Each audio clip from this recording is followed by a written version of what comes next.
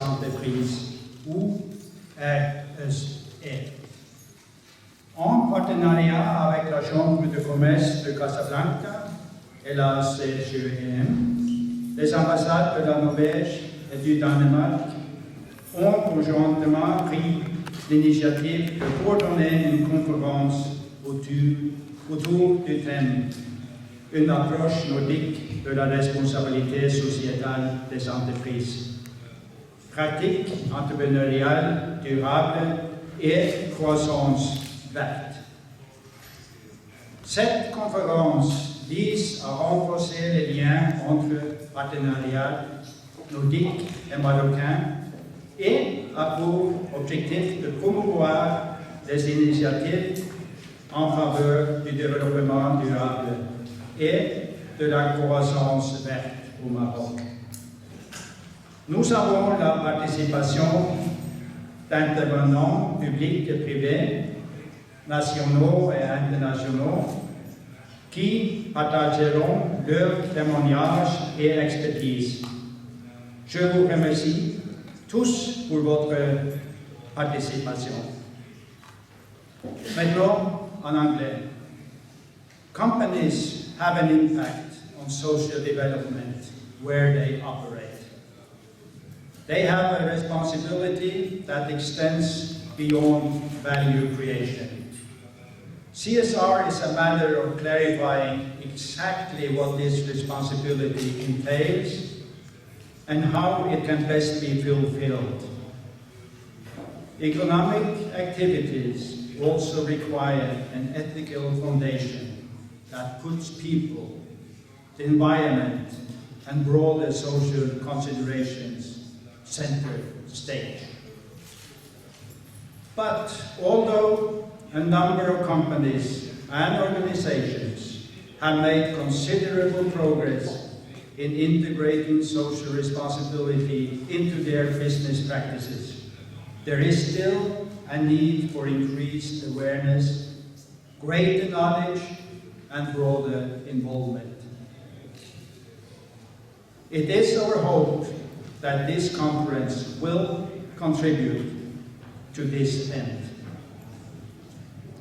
CSR, with its attendant norms and standards, is evolving constantly as new knowledge is acquired. At the core of the concept lies the responsibility of companies towards people, society, and environment that are affected by their activities. CSR must be clearly established as a line management responsibility and followed up on an ongoing basis by the company's senior management and board. In Norway, we can proudly state that for a number of years, leading Norwegian companies have given high priority to CSR efforts. There is no such thing as one size fits all. Each country must design its own policy, adapt it to its own reality. Yet, I believe it is important to take into account certain fundamental values, rights, and guiding documents. I would like to highlight two internationally recognized guidances. the UN Guiding Principles on Business and Human Rights, and the OECD Guidelines for Multinational Enterprises. Morocco and the Nordic countries are active participants in the implementation of these two guiding documents. We all have set up contact points for handling of alleged violations of the OECD guidelines. The UN Guiding Principles places the duties of states and the responsibilities of business in the same governance document. It reminds both governments and businesses that they need to ensure there are adequate remedies should things go wrong. We see that shareholders, employees, customers, and the general public have growing expectations with regard to CSR. For many companies, there is growing awareness that human rights violations can have negative repercussions in the form of damaged reputation or reduced earnings. CSR is thus influencing the market value of a company. Laws and regulations can also serve to promote transparency. Several countries, including the Nordic countries, already have or are about to pass laws that make it mandatory for companies to report on CSR. Such reporting can improve a company's work on CSR, as it helps increasing awareness of the challenges that exist and the potential for improvement. What can be measured can be controlled, and what can be controlled can be changed. Ladies and gentlemen, to be in front on CSR can increase your competitiveness in an increasingly social responsible world market. Aiming for ever higher environmental standards for both the products itself and the way they are produced will give your company a competitive advantage in the future. I am encouraged to see many companies using CSR as a technological incentive for innovation. We have reached the point of no return a long time ago. The question is not whether or not to exercise corporate social responsibility, but how to do so. I would like to wish you every success with this conference. Thank you. And I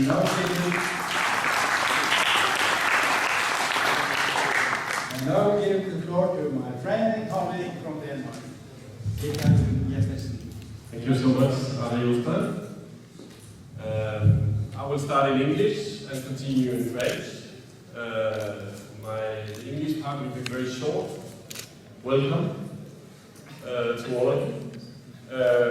It's very good to see all of you here. I think we're quite ambitious in starting this early in the afternoon.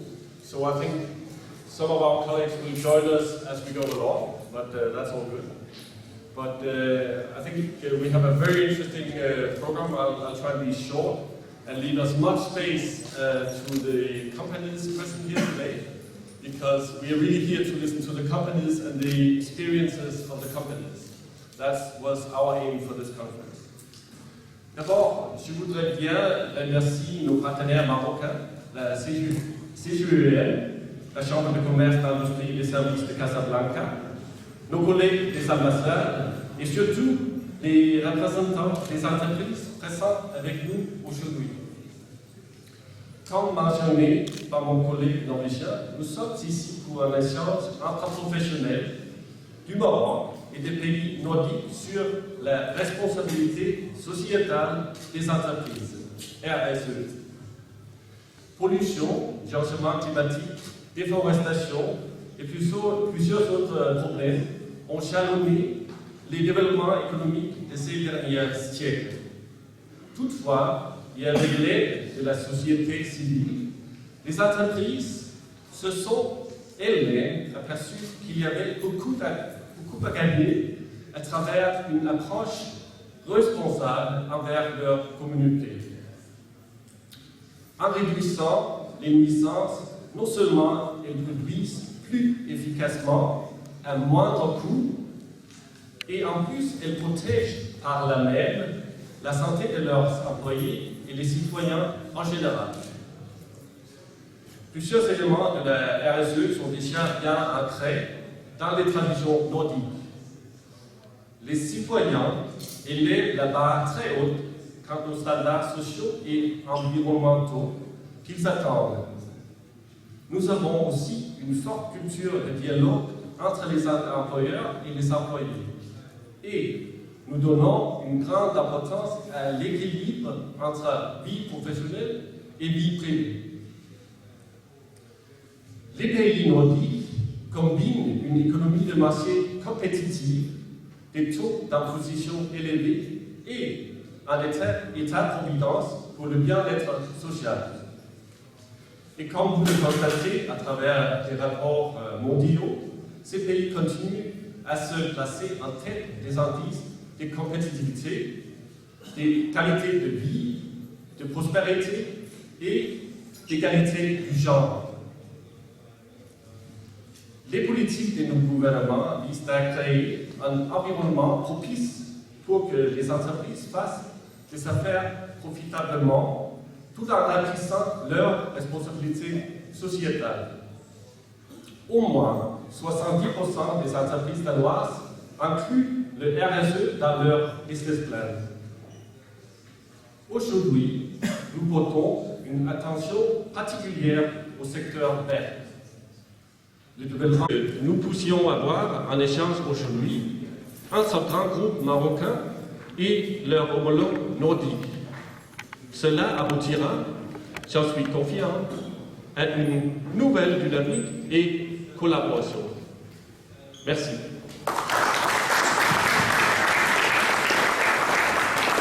Je vais donner la parole à Madame Tassi, qui est notre bonne amie de CGUR, qui est experte de RSE. And she will help us make sure that this conference is more or less on time, and that all the speakers are introduced as we go along. Thank you so much for being here. Oh, pardon. Juste pour rappeler à certains qui n'ont peut-être pas vu les casques d'écoute à l'entrée, si vous voulez les prendre, on vous donne quelques minutes parce que la plupart des intervenants seront en anglais. Merci. Bonjour, Rachel Tsezi de la Confédération Générale des Entreprises du Maroc. Donc j'ai l'honneur d'animer cette rencontre, de modérer la conférence. Je voudrais d'abord remercier Monsieur l'ambassadeur pour cette invitation et d'avoir invité la CGM à participer et également inviter ces entreprises à prendre part à la conférence. Malheureusement, et moi je ne parlerai qu'en français, vous m'excuserez. Donc, s'il faut traduire, il y a les casques de traduction. Et donc, nous prévoyons donc dans la première partie une intervention de 4 entreprises, des entreprises marocaines. Et avant d'avoir justement la pause, et nous reprendrons juste après, le temps est limité à 15 minutes, prière de le respecter. Et donc, comme première entreprise, nous avons le groupe Enagil.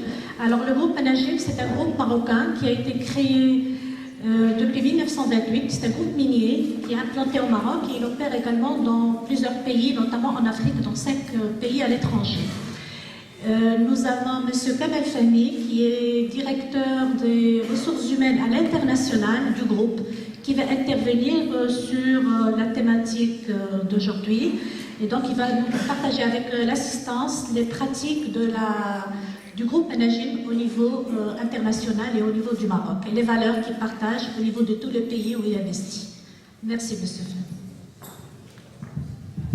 Merci, Raja. Messieurs les ambassadeurs, mesdames et messieurs, bonjour. D'abord, je tiens à vous féliciter et vous remercier pour cette initiative. Cette initiative qui va nous permettre d'avoir un regard croisé en matière des bonnes pratiques RSE entre les pays nordiques et le Maroc. Et j'ai le plaisir de faire partager l'expérience du groupe manager. L'expérience du groupe manager, qui est un groupe mini marocain.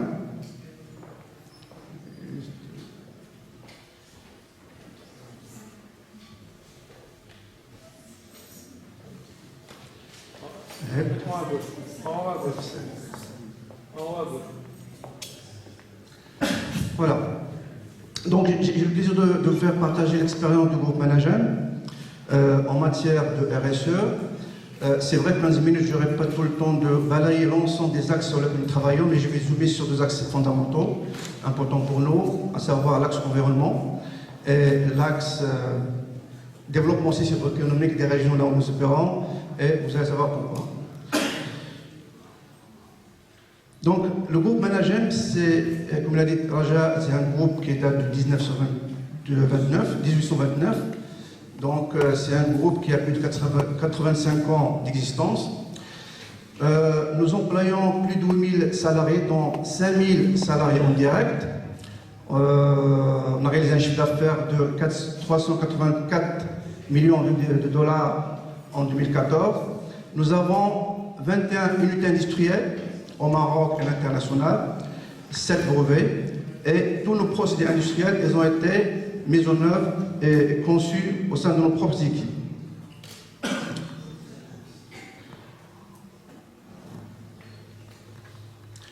Rassurez-vous, ce n'est pas la carte du dessert de la Royal Air Maroc, mais si je vous montrer, les principaux clients, on a pratiquement plus de vingtaine de clients répartis dans les différents pays dans le monde.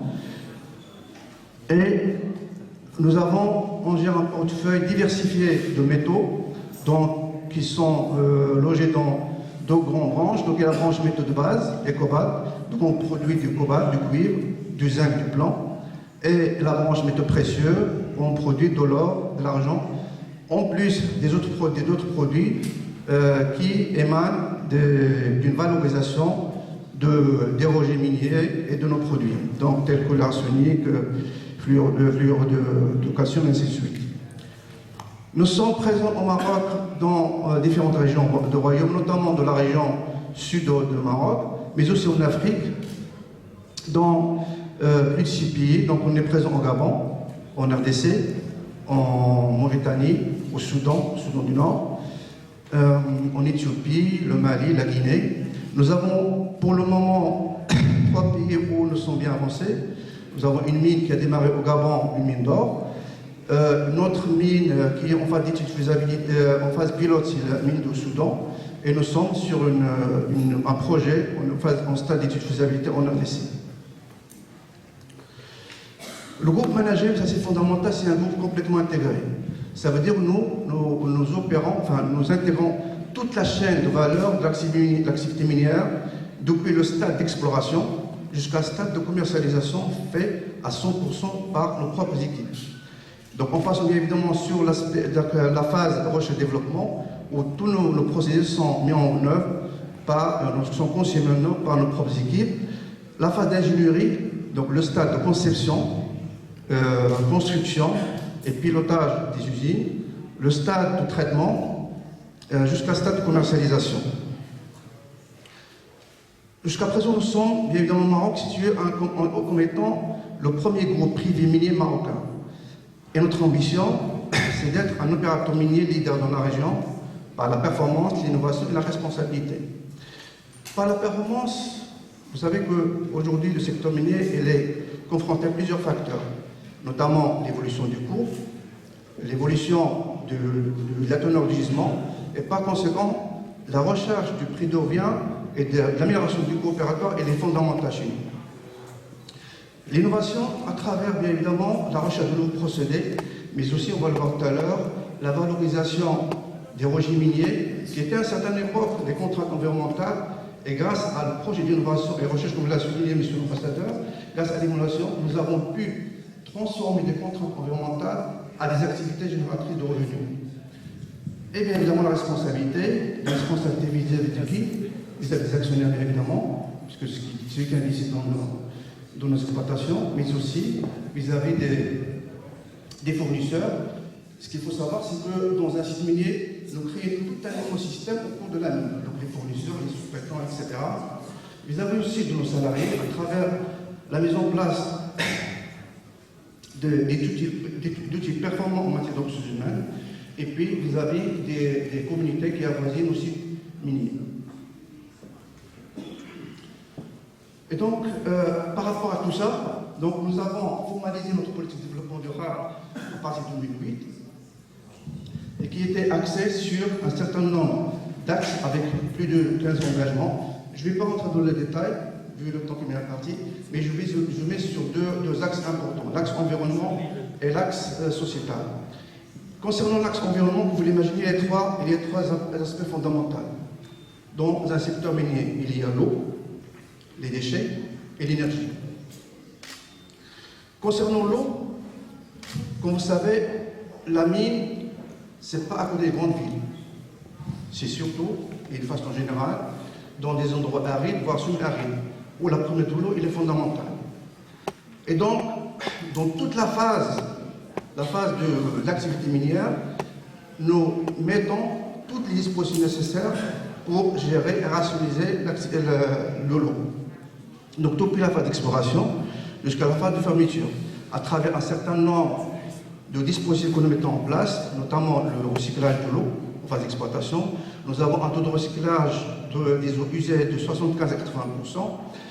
Nous avons aussi, dans certains sites, mis en œuvre des stations de traitement des eaux usées, notamment sur la mine au Soudan, où aujourd'hui nous avons mis en place une station de traitement des eaux usées qui a la capacité de traiter pratiquement 600 mètres cubes d'eau. Et puis, bien évidemment, la mise en place d'un certain nombre de points de surveillance, pratiquement 100 points de surveillance au niveau de l'ensemble des ressources en eau. Le deuxième aspect en matière de l'environnement, c'est la gestion des déchets. Là, vous avez un cycle d'activité minière, donc depuis l'exploration jusqu'à la commercialisation. Nous avons, grâce à notre centre de recherche, pu développer des procédés qui ont permis, en fait, de créer d'activités à travers la valorisation des déchets. Et là, je ne vais pas donner beaucoup d'exemples, on a beaucoup d'exemples, beaucoup de procédés, mais je vais inciter sur 3 exemples. Le premier, c'est la mine de Boisé qui se trouve dans la région de l'Ozazet.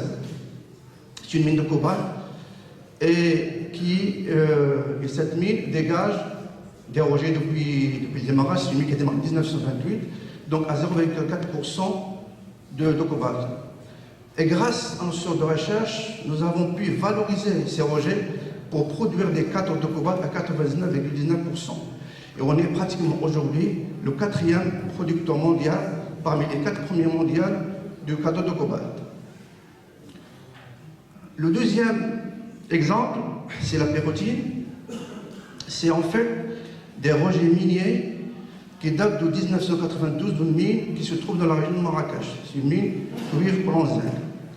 Et ces rejets, contient beaucoup de pérotine. Et donc nous avons mis en place un procédé qui a permis de valoriser ces rejets. C'est pratiquement plus de 20 millions de tonnes, répartis sur plus de 20 hectares. Vous imaginez le coût de stockage et de gestion de ces rejets. Et donc nous avons pu mettre en place un procédé qui a permis de valoriser ces rejets pour produire de l'acide sulfurique que nous importons à l'époque, que nous importons pour nos propres procédés. Aujourd'hui, on fait l'autoproduction de l'acide sulfurique. Plus, c'est un procédé qui dégage de la chaleur, de l'énergie. Donc ça a permis de subvenir 20% de l'énergie du site industriel aujourd'hui à Marrakech. Donc voilà, à travers un problème environnemental, nous avons pu créer une activité génératrice de revenus et de richesse, donc avec plus de 300 emplois en l'occurrence. Troisième exemple, en matière de gestion des déchets, et là, comme vous le voyez, il y a il y a des déchets électriques et électroniques, donc qui se trouvent généralement dans les ordinateurs, qui se trouvent dans les téléphones portables. Et ces appareils électroniques, ils contiennent sur les cartes mémoire du palladium, de l'or, de l'argent, etc. Donc avec l'association Registre qui a initié ce projet, nous avons mis en place tout un processus, donc un partenariat exemplaire entre les pouvoirs publics, à travers le ministère de la Formation professionnelle et le ministère de l'Éducation, l'ONG Registre et Manager, pour traiter tous les ordinateurs qui sont collectés à travers l'association et qui sont plus utilisés. Donc il y a un atelier de démantèlement qui permet de récupérer ces cartes électroniques qui sont traitées dans nos propres usines, donc produire des blisters formés de l'or, d'argent, etc.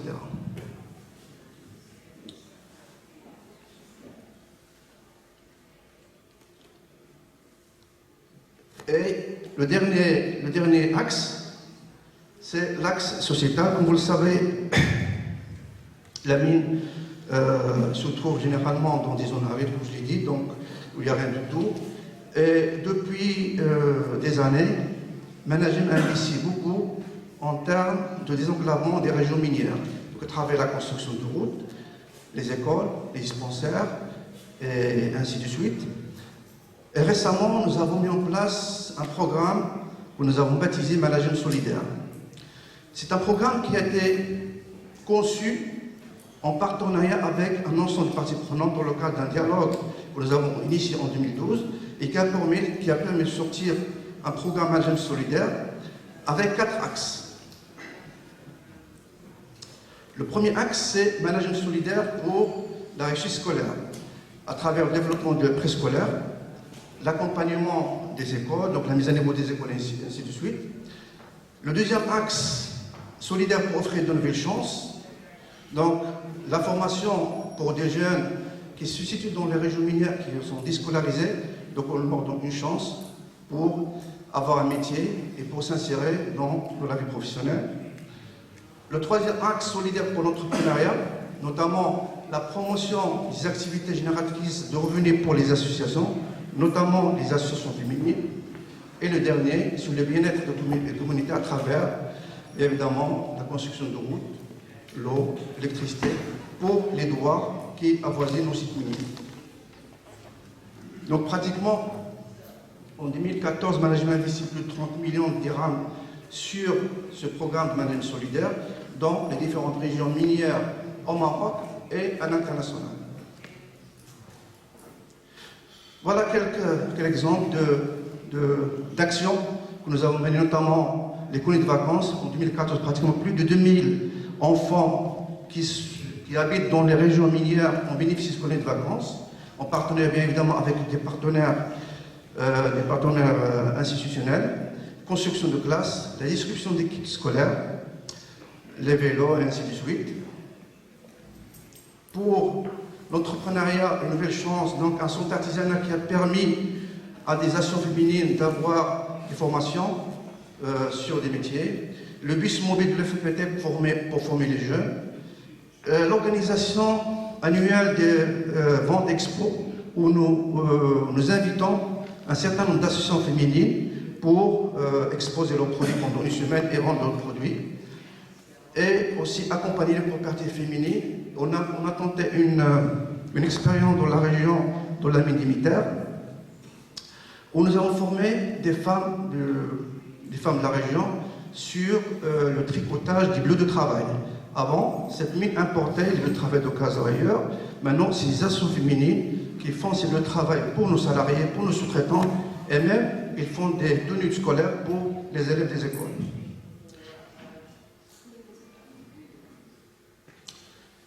Bon, bien évidemment pour le bien-être, donc des caravanes médicales, des addictions d'eau, d'électricité, ainsi de suite, sachant que toutes ces actions, donc dans la même stratégie, nous les déployons au Maroc et dans nos filières à l'international. Donc en guise de conclusion, j'espère que je n'ai pas trop tardé. Donc aujourd'hui, toute cette démarche RSE, et depuis de longue date, a été de façon volontaire, je dirais, de façon volontaire, des volontaristes de mettre sous contrôle l'ensemble des processus à travers la mise en place des normes ISO 9001 pour la qualité, la 18001.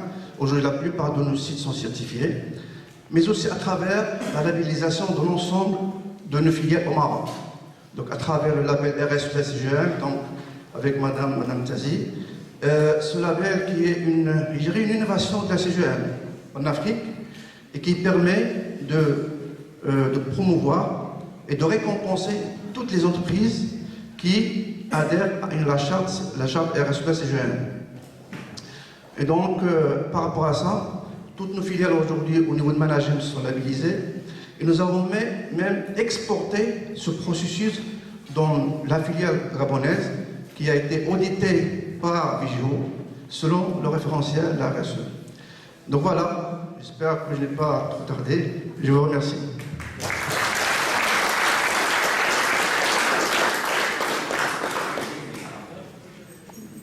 Merci, Sikabel. Donc, nous voyons quand même des volets environnement et activités sociétales par rapport à la présentation de M. Fahmy. La RSE est très très large. Il y a des actions par rapport aux salariés, et donc on en a parlé par rapport aux droits de l'homme qui reste centrale, une question centrale par rapport à la démarche RSE. Et donc l'essentiel, c'est de transporter cette façon de faire du Maroc par rapport à tous les pays où Managem est implanté, et c'est ça l'investissement justement responsable. Notre deuxième intervenant, c'est M. Qassem Benanis Mérez. M. Benanis Mérez, c'est le PDG du groupe de la SUS, donc il opère dans la production et l'exportation des fruits et légumes, et également dans tout ce qui est agro-industrie à travers la marque Marrakech des jus de fruits. Le groupe, il a à son actif 5000 salariés et dans tout ce qui est agricole, et effectivement produit 60 000 tonnes annuellement qu'il exporte. Je veux dire que la RSE, c'est une tradition familiale, c'est aussi une tradition familiale, connaissant son papa et connaissant la famille, c'est des valeurs que la famille Benali porte en elle. Merci beaucoup, Najat, tu es trop gentil et tu as déjà fait une bonne partie de la présentation. Donc, je vais m'excuser auprès de mes amis francophones, je vais faire la présentation en anglais. So, hello everybody, I'm going to try to be quick. All things being equal, compared to Managem, we are much smaller, so my presentation is going to be small as well, and it's going to end with the 2-minute movie. So I call my presentation doing good things is good for business, because really I truly believe that everything we've done has helped us tremendously. Our company is a family business going over 60 years, second generation. It's specialized in 3 products. We grow citrus over 2,000 hectares. We grow cherry tomatoes in Agadir, over 300 hectares that are all under plastic. And we do as well flowers, cut flowers, spray carnations. We have about 5,000 employees permanent. And we are also recently acquired interest in the juice company, which features the brand Marrakech, which is quite well known in Morocco.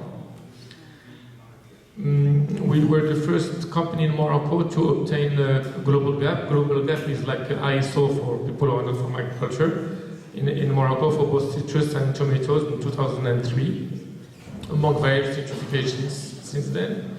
And of course the CRSA label from CGM. So our company has been very dedicated to the UK market, both citrus and cherry tomatoes and flowers. And as such, and I've been going there for 30 years, we've been pushed by the supermarkets to constantly improve our process and specifications. What I'd like to explain to you today is in the world of fruit and vegetables, we've seen various periods where before, in the 50s, up to the 70s, fruit and vegetables was about finding food, finding enough food, finding enough vegetables. Then in the 80s, we started to talk about quality and size, service, and so on. Then in the years 2000, it was about food safety, We had a couple crises about the mad cow disease and the salmonella in the UK. And it was all about, you do everything good, but you need to prove that your food is safe. 2010 and onward is definitely about CSR, about environment, and about social best practices. Working with the UK has always helped us to step ahead, because we've always been pushed by our clients to do the right things ahead of our competitors. I'm not going to dwell on all the things we do. It's mostly about a few examples. One that we are quite proud of is the water management that is done in Agadir. All the greenhouses in the tomatoes are grown in hydroponic, which means that it's not on the soil, it's above the soil. But the particularity is all of it is recycled water, which means we pour in 100 liters, if you like. The tomato plant consumes whatever it consumes, depending on the weather and depending on the size, and everything else is recycled back, because we get it back at the end of the hydroponic system. It's not easy to do it for such a large scale. Usually it is done on a much smaller scale, but it has helped us very much so to save water. We save over 1 million cubic meter of water per year, which is quite important in the area of Agadir. And we have other technical uses and that we know exactly what the tomato consumes, so we know what to put it, so on and so forth. And we don't contaminate the soil as well. So in terms of environment, I thought that this was a particularly good example. And in fact, we were honored by His Majesty in 2011, who came to our farm. We are just a small farm, really, and to visit us and to talk about, and that we could explain to him how we do this in terms of water management. And in fact, as a side note, I used to say that the system saves 35% of water compared to drip irrigation. And during the visit, His Majesty I told him that, and he said, no, you save 100%. And I was like, a bit, I don't know, but, and then he said, yeah, you save 100% of the water that is not used by the plant. So I said, thank you very much, I'm going to use that from now on. Another thing is green waste. Tomato, especially in such scale, we produce a lot of waste. So what we do is we use it as compost to compost it into biomatters that we use in our citrus farms. Another thing is carbon footprint. In fact, we at one point, Tesco was very keen on carbon footprint, and he pushed us to do a study, which we done by an English firm. And they studied what is the carbon footprint of tomatoes driven into the UK compared to carbon footprint produced by Dutch or UK farmers. And the results were really astonishing, because it's a factor of 1 to 5. So, because of course in the UK and in Holland, they have to use lighting and CO2 and heating. And what this means, which I just realized with my predecessor, is since we export 30,000 tons of cherry tomatoes, times 5 kilo per kilo saving, which actually, when a European supermarket buys our tomatoes, we are saving 150,000 tons of CO2. Okay, social contribution. In 2000, only 7% of Morocco agricultural workforce had social security. By 2005, in our group, 100% had social security and health benefits with the introduction of AMO. It was completely, almost perceived as something not right at the time, but we were very happy to do it. And since then, we've implemented quite a few things to improve our workers' livelihood. One of them, we are today the only company in Morocco who have generalized bus transports for agricultural labor, drinkable water in the fields, living quarters. We have nurseries for mothers, and we have my last part of is about education. And we've launched in a few years back a big project in education, which was a small project in education, which turned into a big project. So what is Senedi? Senedi is actually, to give you the context, is about education. Education in Morocco is a real issue. We have about 350,000 children that leave school before the end of high school every year. Only 12% of children starting school actually obtain their baccalaureate degrees, and only 3 obtain a higher diploma or higher university degree. The situation is really, really dramatic because it has the quality of the teaching has decreased in the past 20 years. Today in Morocco, our population is young, but not as young as it used to be. In 2025, it is estimated that the larger part of the population will be between the age of 25 to 45, which is fantastic for a young country with a population that is a working force, but it could be also a big drama if this workforce is unemployed. And today, education in Morocco really is not helping. So anyway, that's just about the context. We were not at all education experts, we were just in agriculture, but one of our backhouse manager had the idea to start doing after-school tutoring for the children of the employee of that unit for 50 kids in 2006, and little by little it grew, and I had friends of mine who were interested in giving classes to the children of their employees, and by accident we created a very powerful business model where Senedi is organizing the after-school tutoring classes, and it is financed by the companies who pay the classes for the children of the employees. So you have to understand, of course, this is a very win-win situation, because the children are the best, benefit the most, but as well the parents, because what's more important to any parent than his children, and the companies who exercise the CSR in a simple way, because all they have to do is ask us to take care of their children. So anyway, what we do is we give after-school tutoring classes, we train teachers very much, and we rehabilitate schools as well.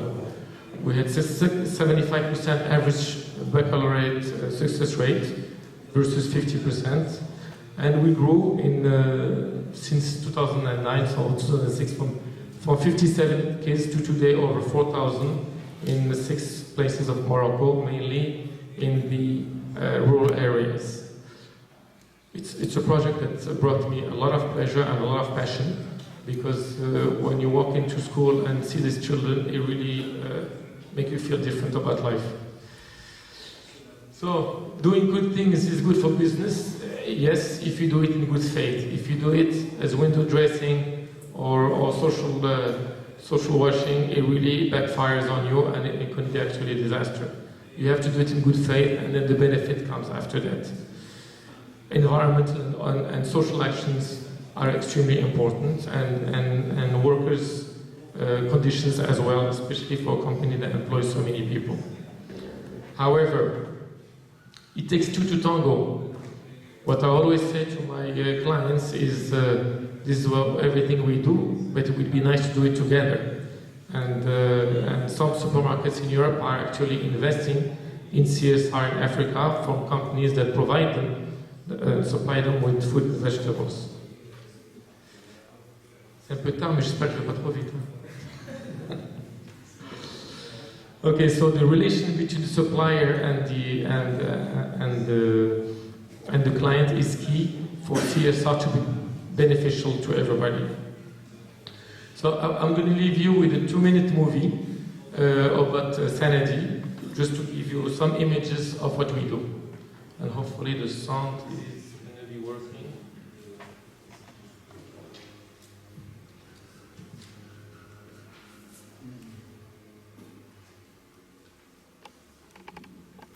Il n'y a pas de son. Il n'y a pas de son.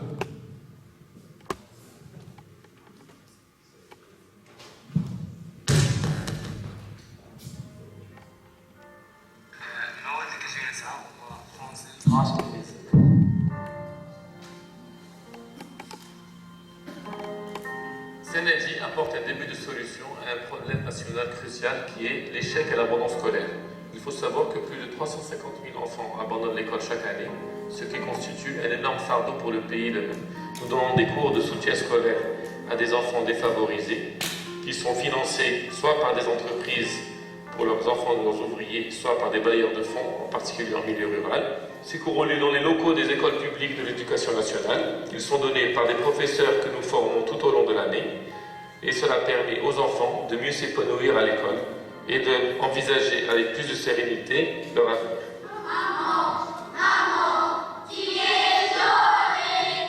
Je suis à Sanadi depuis 4 ans. J'apprends beaucoup de choses. Je suis très contente. Mes parents sont très satisfaits de mes résultats et un grand merci à nos professeurs. المواد اللي انا مزيان فيهم هما المواد اللي كانوا كيجيو صعاب ملي وليت كنجي ليكو ولاو ساهلين والحمد لله مزيان. الحلم ديالي هو نكون انجينيور ديتا في المستقبل ان شاء الله.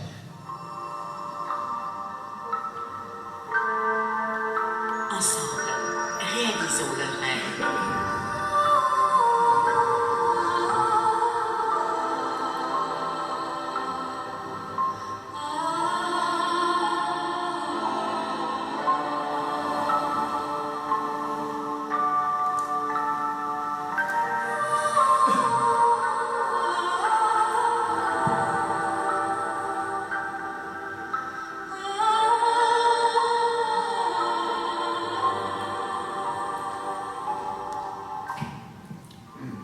Et voilà. Merci beaucoup.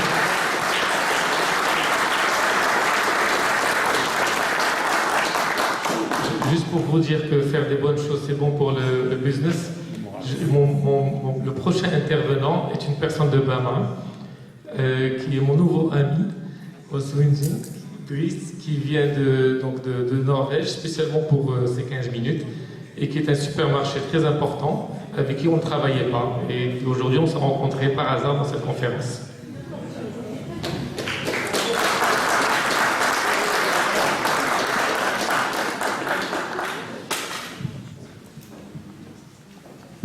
Merci, Sirassa. Donc là, par rapport à la présentation de M. Bidani, nous voyons comment la pression, si j'ose dire, des clients a obligé, a fait remonter les valeurs de l'entreprise, c'est-à-dire les critères de développement par rapport à la qualité des produits, par rapport à la sécurité, par rapport aux conditions de travail. Et donc ça, c'est des valeurs à partager entre clients et fournisseurs. Juste rajouter rapidement, s'il y a des entreprises qui seraient intéressées par nous joindre, on serait vraiment très honorés, très heureux. Je vais laisser quelques brochures et mes contacts avec Mme Tazi. Oui, avec plaisir. Donc, notre intervenant, c'est monsieur... Alors, j'espère que je ne vais pas trop déformer, mais c'est monsieur Brisa, c'est ça? Exactement. Donc, c'est l'entreprise Bama. Elle est fondée en 1886. C'est l'une des plus anciennes sociétés commerciales privées à la Norvège. Et donc, elle opère également le leader du secteur de l'industrie norvégienne et dans les fruits et les légumes. Voilà, donc je lui donne la parole et il va présenter la...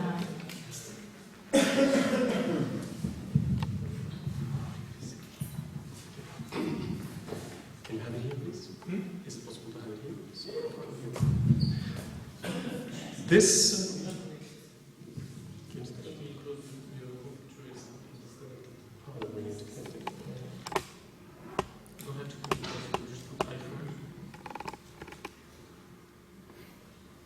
voyez comment on est devenus copains?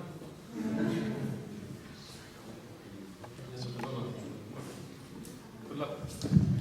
This colorful world that we see here is not in balance. Not politically, not environmentally, or not socially. Ladies and gentlemen, but first of all, Your Excellencies, thank you for inviting me. I'm excited to be here. I come from Norway. I represent a company called Bama. It's an old family company, more than, I think it's 128 years old.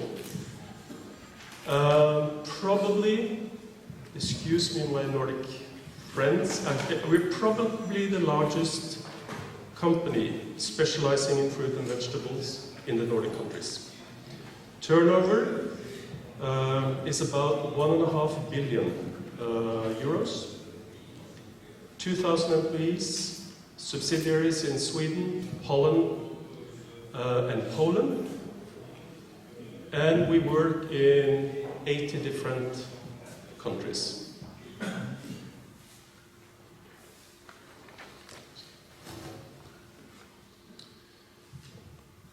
I have called my presentation Choices Matter. And by this I mean that we are confronted in this world, in this unbalanced world, with a lot of different situations. This is a poster that I stole from a trade union's office in Costa Rica. The text says something. There is no link between workers and consumers. And this poster is in a trade union's office. And if you look at it, you see that if you take the banana to the left, supermarkets is said to take 40% of the value. Whereas at the far left, the workers of the banana farm gets 1.5%. I don't say this is correct, but it may be correct or it may be wrong. But the idea is, some people look upon the world from this perspective. And if you look upon the more fortunate part of the world, this is really a challenge for us. But it's also a huge opportunity. Let me see, I think I have something here as well that might be good to bring up.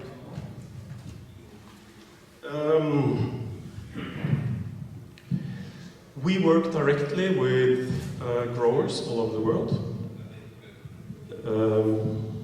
And that exposes us to quite a bit of different situations. There are informalities when it comes to working contracts. There are family situations that are unfortunate. There are environmental issues. There are a lot of different issues. And they vary, of course, from country to country.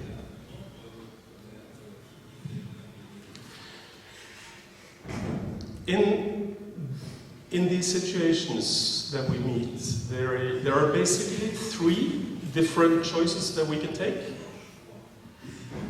One is to, well, recognize that there are differences and there are problems, close my eyes and